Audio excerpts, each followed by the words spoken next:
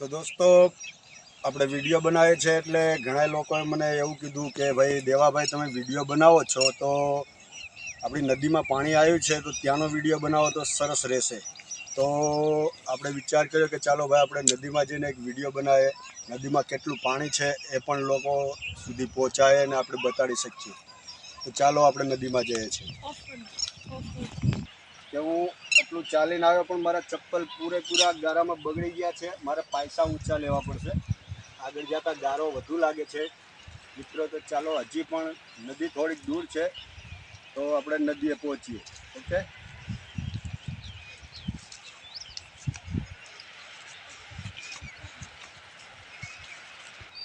તો દોસ્તો અહીંયા બહુ જ ગારો છે પણ મારે તમને બતાડવા માટે આગળ જવું પડશે. મારા ચપ્પલ પૂરા ડટાઈ ગયા છે આમાં, આ ગારામાં. લાગે છે ક્યાંક લચરી ના પડવામાં. તો મિત્રો આગળ આપણે જશું તો નદી આવી જાય. ચાલો ત્યાં જઈને પગ તો ધોઈ લેશું આપણે. ચપ્પલ પણ ચોંટી જાય છે આની અંદર.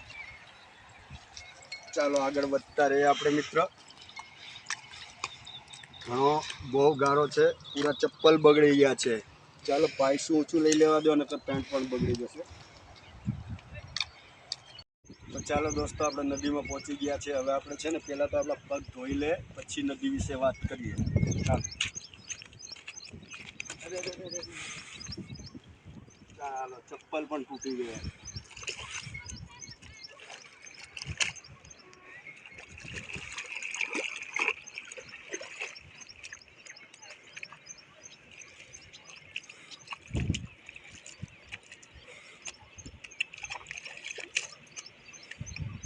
આજે નદી જોઈ રહ્યા છો મિત્રો.